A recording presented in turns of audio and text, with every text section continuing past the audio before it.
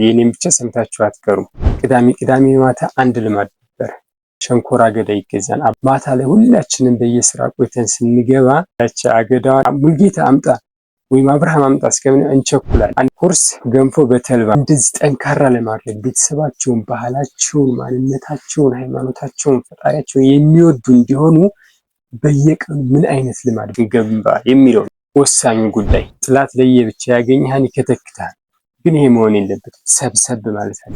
አባት፣ እናት፣ ልጆች፣ ታናሽ፣ ታላቅ ሁሉም በአንድ ላይ ሆኖ ስፖርት የሚሰራበት ሁኔታ። እሑድ ጠዋት ደግሞ ሰብስቦ ቤተክርስቲያን ማርፈል። ልጆች በእንደዚህ አይነት ጠንካራ ቤተሰብ ነው ያደግኩት የሚል ማንነት ይፈጥርላቸዋል። ይሄ ነው ዋናው ዓላማ።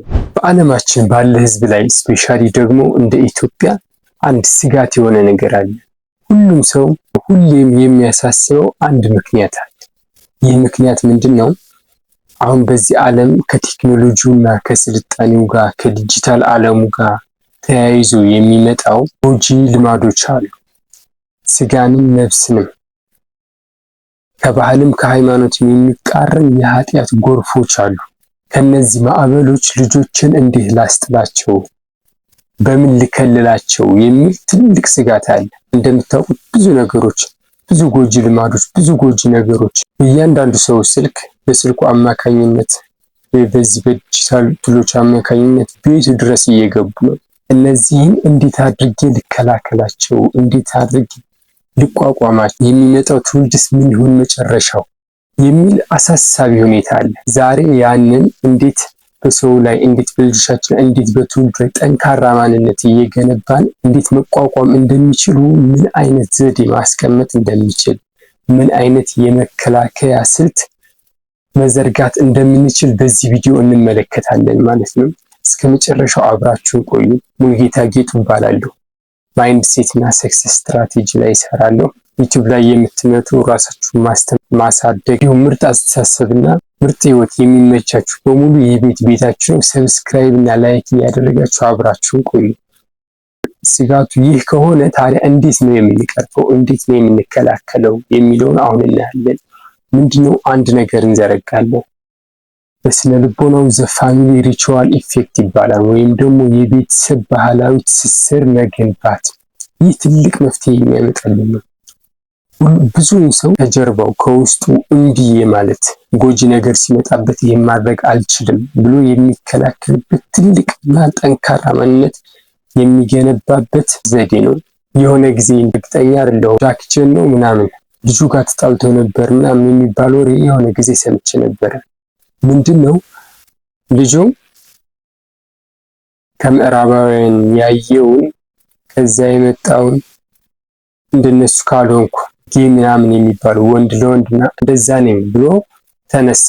አባትየው ደግሞ ኤዥያውያን ጠንካራ ባህል ጠንካራ ማንነት ያደገ ሰው ነው፣ እንዴት እንደዚህ ትሆናለህ፣ እንዴት እንደዚህ ታደርጋለህ ብሎ ይጣላሉ። ያ ልጅ አልሰማም። በዛ ውስጥ ኮንፍሊክት ገብቶ ነበር። በእንደዚህ አይነት ምክንያት ብዙ ወላጅና ልጆች የተጣሉ ሰዎች ከወጡ በኋላ ለመመለስ አስቸጋሪ ነው። የዚህ አስተሳሰባቸው ልዩነት ምንድነው? ለምሳሌ የጃክችን አስተሳሰብና የልጁ ልዩነት የፈጠረው ምንድነው? ልጁ ያደገበት ሁኔታ አለ፣ አባትየው ደግሞ ያደገበት ሁኔታ አለ። ልጁ ያደገበት ሁኔታ እንዴት ነው? የምዕራባውያን ባህል ሲያይ ነው ያደገው። በእነሱ ባህል ነው ሲዝናና ያደገው። አርአያ ያደረገው የነሱ ሰዎች ነው። ሁሉም ነገሩ ከነሱ ጋር ነው። የአባትየው ማይንድ ሴት ደግሞ የተቀረጸው በኤዥያውያን ባህል መሰረት ነው። አስተዳደጉ ሀገራዊ ነበረበት ነው። ጠንካራ ቤተሰብ ውስጥ ያደገው። የሚጫወተው የሚያዩ ሲያይ ያደገው በሙሉ የኤዥያውያን ባህል ነው። የራሳቸውን ባህል ዶሜስቲክ የምንለው ወይም ደግሞ ሀገር በቀሉን ባህል ነው። ስለዚህ ይህንን ገንብቶለታል። እኔ እንደዚህ ነኝ የሚል ባህል ገንብቶለታል። በአእምሮ ውስጥ በማንነቱ ውስጥ እኛ እንደዚህ ነን፣ ምርጥ ባህል አለን፣ ጠንካራ ቤተሰብ አለን፣ የሚወደድ ሀገር አለን፣ ባህላችን፣ ወጋችን፣ ሃይማኖታችን ሁሉ በጣም ምርጥ ነው፣ ጠቃሚ ነው የሚል ማንነት ገንብቶለታል። ይህን ሰው ሌላ ጎጂ ማንነት፣ ሌላ ጎጂ ባህልን ሃይማኖት የሚበርስ ነገር አምጥቶ ቢሰጥ አይቀበለውም። ምክንያቱም ውስጡ ላይ አለ ጠንካራ ማንነት። ግን የሁለቱ ልዩነት ይህ ነው። የልጁ ያኛው ነው፣ የአባትየው ደግሞ ይሄኛው ነው።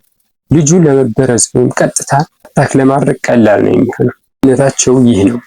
ታዲያ ምን ማድረግ አለብን? እንደዚህ አይነት ባህል ትውልዱን በእንደዚህ አይነት ጠንካራ ማንነት እየገነባን ለማሳደግ ልጆቻችንን ከእንደዚህ አይነት ጎጂ ነገሮች ከእንደዚህ አይነት አጥፊ ልማዶች ለመከላከል ምን ማድረግ አለብን የሚለውን አሁን እናያለን። በልጅነት የማስታውሰው ቅዳሜ ማታ አንድ ልማድ ነበር። ቅዳሜ ሁሉም ገበያ ነው የሚውለው፣ የገጠሩ ዙሪያው የአካባቢው መጥቶ እዛ ትልቅ ደማቅ ገበያ አለ። እዛ ብዙ ነገር ይመጣል። ቀን ላይ ሸንኮራ አገዳ ይገዛል። አባቴ ወይ ሄዱ ብዙ ይለናል፣ ወይም ደግሞ እሱ ይገዛል። አንድ ዘንግ ወይም ሁለት ዘንግ ይገዛና ይቀመጣል።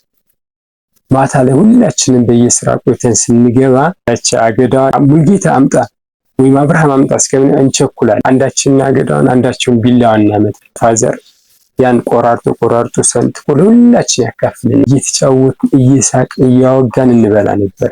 ይህ ምን ይፈጥራል መሰላችሁ? የሆነ ትንሽ ነገር ሊመስል ይችላል፣ ግን አይደለም። በቃ ቤተሰብ እንድትወድ የሆነ እንደዚህ አይነት ቤተሰብ አለኝ እንድትል ያደርጋል። ጓደኛዬ ደግሞ ምን ይል ነበረ? ቅዳሜ ጠዋት ሁሌ እኛ ቤት ቁርስ ገንፎ በተልባ ነው ይል ነበር። ይህ በቃ ለሱ ደስታ ይሰጠዋል። ቅዳሜ ጠዋት እስከሚደርስ ይቸኩላል። ምክንያቱም ሁሌም በቃ የተለመደ ልማድ አለ። ስብስብ ብሎ ቤተሰቡ ገንፎ በተልባ ይበላሉ። ያው ቀላል ነገር ይመስላል፣ ግን አይደለም። በልጆችና በቤተሰብ መካከል ጠንካራ ግንኙነት ይፈጥራል። ነገ ጠዋት ባዕድ ባህል ወይም በጓደኛ ተጽዕኖ የሚመጣ ነገር አለ። ለምሳሌ ብዙ ነገሮች ጎጂ ልማዶች ወደ ሱስ የሚያስገቡ ወደ ተለያዩ እንዳልኳችሁ በጣም ህይወትን ወደሚያመሳቃቅሉ ክፉ ነገሮች የሚያስገቡ ሰዎች አሉ። እነዚህ ለመቋቋም መሰረት ይሆናል። ኖ እኔ በእንደዚህ አይነት ቤተሰብ ነው፣ እኔ ባህሌ እንደዚህ ነው፣ እኔ ሃይማኖቴ አይፈቅድም የሚል ጠንካራ ማንነት በልጁ ውስጥ ይፈጥራል። ምን አይነት ባህል ምን አይነት ልማድ እንገንባ? ልጆቻችንን እንደዚህ ጠንካራ ለማድረግ ቤተሰባቸውን፣ ባህላቸውን፣ ማንነታቸውን፣ ሃይማኖታቸውን፣ ፈጣሪያቸውን የሚወዱ እንዲሆኑ በየቀኑ ምን አይነት ልማድ በየቀኑ የሚደረጉ በየሳምንቱ የሚደረጉ ምን አይነት ጠቃሚ ልማዶችን ገንባ የሚለው ወሳኙ ጉዳይ። አሁን ልክ ምሳሌ እንዳነሳሁላችሁ በእኔም በጓደኛዬም ቤት ሲደረግ እንደነበረው በእናንተም ይኖራል። አንደኛ እነዚህን ማስቀጠል፣ የሚጠቅሙትን ብቻ እያየን ማለት ነው፣ የሚጎዱትን እየተውን። ሁለተኛ ደግሞ አሁን ምን አይነትን ገንባ? ለምሳሌ ሁሌ ተሰብስቦ ማታ ማታ እራት መብላት በአንድ ላይ ሊሆን ይችላል። አሁን የሚገርማችሁ ይሄ ነገር እኮ እየቀረፈ ነው። ሁሉም ስልኩን ይይዛል። በቃ ማውጋት የለም፣ ጨዋታ የለም ምናምን። እራትም ለየብቻ ሊበላ ይችላል ቤተሰቡ። ይህ ጥላት ማለት ነው፣ ብቻ ነው የሚያገኘው። በስልክ የሆነ ነገር ይመጣል። የልጆች ስልክ ጋር የሆነ ነገር ይመጣል። የአባት የእናት ስልክ ጋር የሆነ ነገር ይመጣል። ጥላት ለየብቻ ያገኝሃል፣ ይከተክታል። ግን ይሄ መሆን የለበትም። ሰብሰብ ማለት አለበት። እንደውም እኮ ጥላትን ለመመከት ሰብሰብ ሲል ነው አርብ ሰው እንትን የሚለው። የስ አሁን ሰብሰብ ብሎ ሲጫወት ሲወያይ እነዚህ ባዕድ ባህሎች እነዚህ ባህልን ማንነትን የሚበርዙ ህይወትን የሚያመሰቃቅሉ ክፉ ነገሮች መጥተው ሊጎዱን አይችሉም። ሰብሰብ ብለና ነው። አሁንም ማታ ማታ ቢያንስ ቀን እንኳን ባይሆን ቀን ሁሉም በየስራው ማታ ማታ ቢያንስ ተሰብስቦ የሚጫወትበት የሚያወጋበትን ሁኔታ መመስረት አለብን። አሁን እንዳልኳችሁ ተሰብስቦ እራት መብላት፣ ሰብሰብ ብሎ መጽሐፍ ማንበብ፣ መጽሐፍ ቅዱስ ማንበብ፣ ሰብሰብ ብሎ ውይይት ማድረግ። ከዛ ደግሞ በሳምንት አንድ ቀን ሊሆን ይችላል፣ ሁለት ቀን ሊሆን ይችላል። ቤተሰቡ ተሰብስቦ ስፖርት የሚሰራበትን አባት፣ እናት፣ ልጆች፣ ታናሽ፣ ታላቅ ሁሉም በአንድ ላይ ሆኖ ስፖርት የሚሰራበት ሁኔታ። እሑድ ጠዋት ደግሞ ሰብስቦ ቤተክርስቲያን ማርፈድ ሊሆን ይችላል። አስቀድሶ ትምህርት ተምሮ በቃ 3 ሰዓት 4 ሰዓት 5 ሰዓት አብሮ መመለስ፣ ሰብስቦ ሁሉም ሳይቀር ሽርሽር መውጣት። ይህ ምንን ይፈጥራል? ምን ጥቅም ያስገኛል? ለልጆች በእንደዚህ አይነት ጠንካራ ቤተሰብ ነው ያደግኩት የሚል ማንነትን ይፈጥርላቸዋል። ይሄ ነው ዋናው ዓላማ። ፍቅር ይጨምራል። ሁለተኛ ቅድም እንዳልኳችሁ በዚህ በቴክኖሎጂው በዲጂታል ዓለሙ የሚመጡት ህይወትን የሚያመሰቃቅሉ ክፉ ባህሎች፣ ባህልን፣ ሃይማኖት የሚበርዙ ነገሮች አሉ፣ ይመጣሉ። በጓደኛ ተጽዕኖ አለ። እንደዚህ ህይወትን የሚያመሰቃቅል ለክፉ አርአያ የሚሆን ክፉ ነገር ይዞ ይመጣል።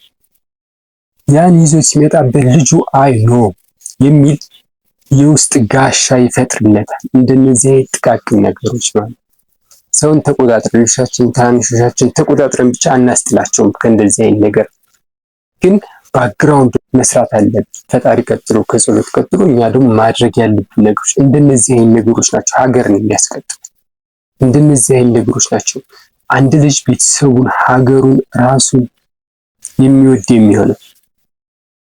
ሰውን የሚያከብር፣ ራሱን የሚያከብር፣ ሀገሩን የሚያከብር፣ ሌሎችን የሚያከብር የሚሆነው በእንደነዚህ አይነት ጥሩ የሚባሉ ጥቃቅን ልማዶች ያደገ ሰው ነው። በእንደነዚህ አይነት ቤተሰብ ያደገ ሰው ጥሩ ነገር መስራት እንኳን ቢያቅተው ለክፉ ነገር ጊዜ የለውም። ይህ ነው ልዩነቱ።